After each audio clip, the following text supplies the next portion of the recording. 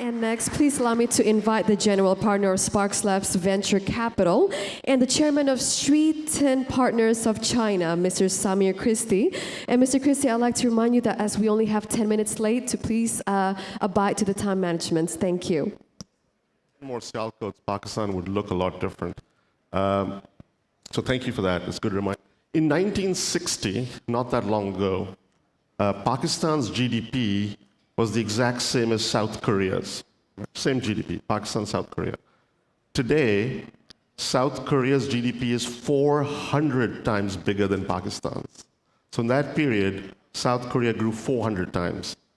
Over the next 8 minutes, I'm going to talk to you about how we are going to grow Pakistan's GDP by 400 times. I'm here representing SparkLabs, which is the world's third largest early stage tech investor, primarily based in Korea and Greater China. I promised Jahan Ara will open Pakistan this year. We're still on track. We need a little help, but we're almost there. And I represent Streeton Partners, which is a Hong Kong-based merchant bank. Today, what I'm going to talk about is why Pakistan is our strong conviction trade. Of the 260 investments we've made around the world, only three so far have been in Pakistan. We want to grow that, and I'll share with you where. I won't repeat what Tyler talked about yesterday. He talked about how Pakistan is being left behind by Korea in the 60s and 70s, and by India, and more recently by Bangladesh. And our peer group really is mid-sized economies with big populations, but they need to grow a lot faster. We have technology investments in Ethiopia, Indonesia, and Bangladesh, and we can see why those economies are growing given the work ethic, structural reforms, policy stability. So do yourself a favor, get the videotape of Tyler from yesterday and listen to it and share it with your friends. So there are four themes for our Pakistan investments. One is that work should work, meaning Pakistan has about 100 million young people, and they aren't as skilled as they should be. They're not plugged into the global economy. They're not generating their full potential. So we fundamentally believe in vocational training, I guess. The technical term people use in the industry is VocTech, vocational training technology. We have a fantastic investment called Andela, which some of you have probably heard of in Nigeria.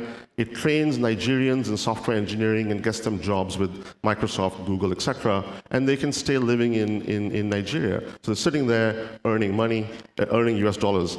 Pakistan is the world's fourth biggest freelance market, meaning people sitting in Hyderabad, Sialkot, wherever, working freelance gigs on the computer.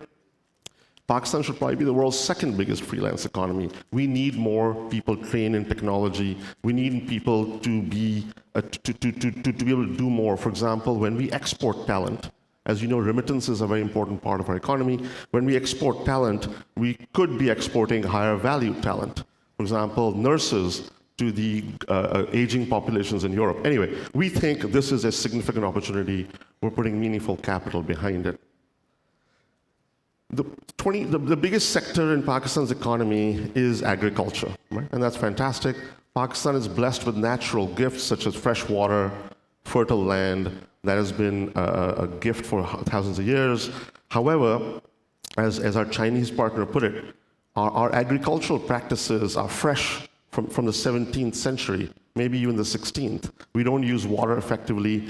Our productivity per acre for pick any crop is lags market leaders. And we think you can probably triple the economy just by getting agricultural productivity close to global leaders.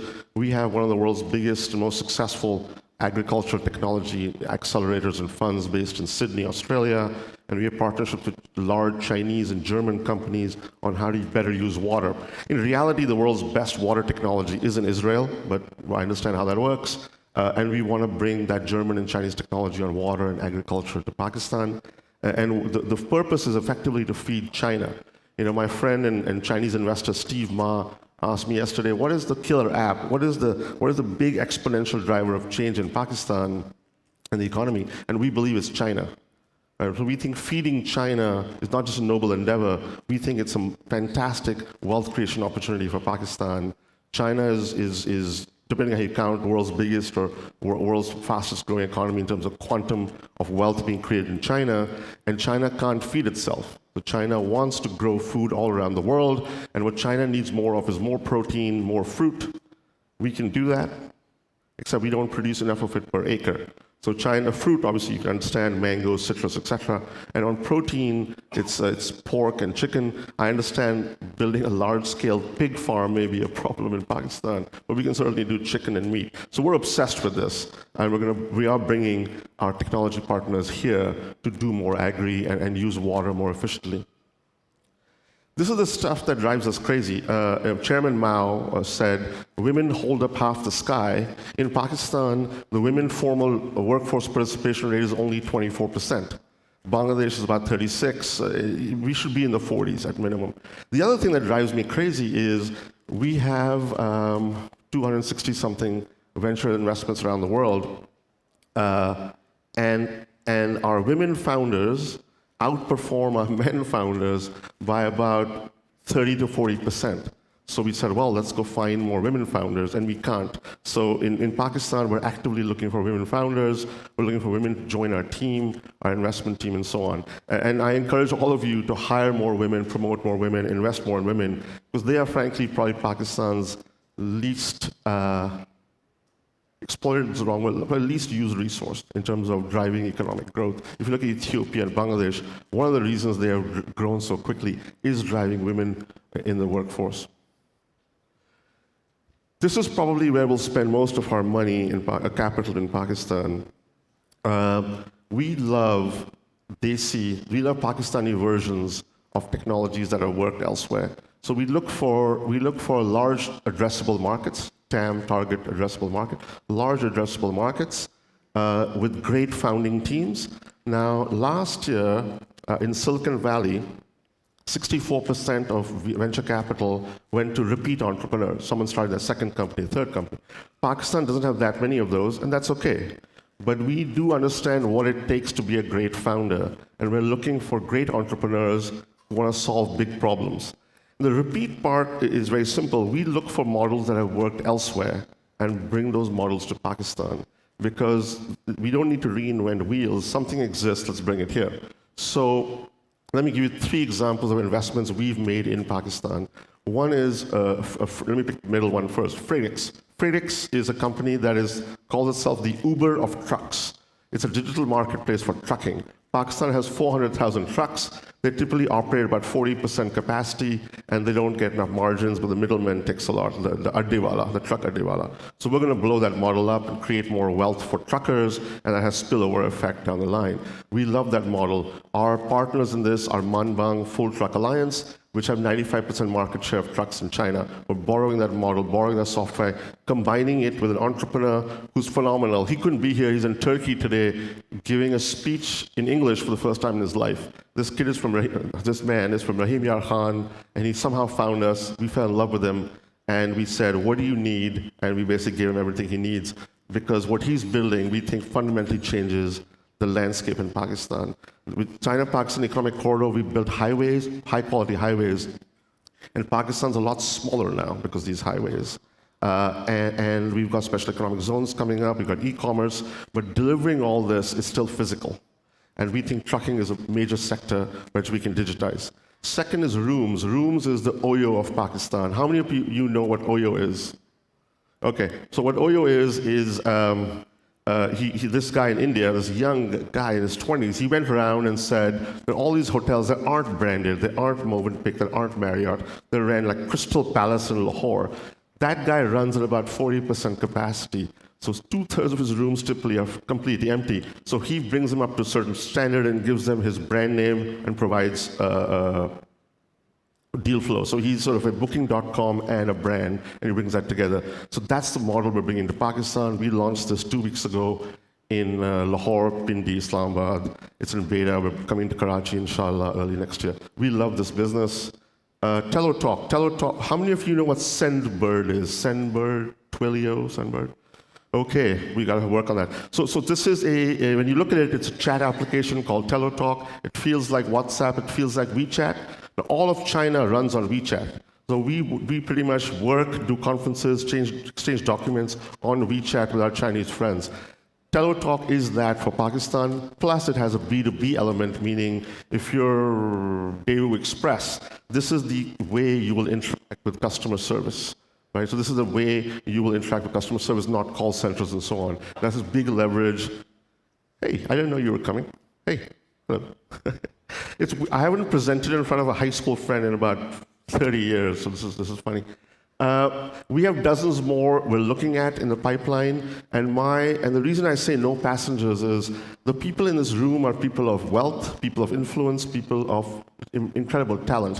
What I would like you to do is spend some of that wealth, influence, and talent with these, not necessarily my startups, but startups around you, right? A $10,000 check, $50,000 check makes a massive difference to these startups, right? The last funding round for a company we love was $400,000. That's not that much compared to the upside possible. So I'd love for you to invest in these companies. If you speak to Jahan Ara or Ms. Nakvi, they will share with you the startups which they work. These companies need that amount of capital. Second thing they need is your experience and your capability and your time. So be an advisor to these companies, help them out. The things you know, the things that you don't think are valuable are massively valuable to these startups.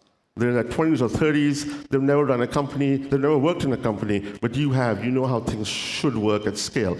And finally, many of you, as Bernie pointed out, many of you are CEOs, business owners. Please use these technologies in your companies. Give them a chance, right? On the face of it, you'll always want to go with an established foreign brand for technology in your business. I understand that. But give the Pakistani entrepreneur a chance. Give Pakistani technology a chance. If you look at the Indian tech sector, we have about...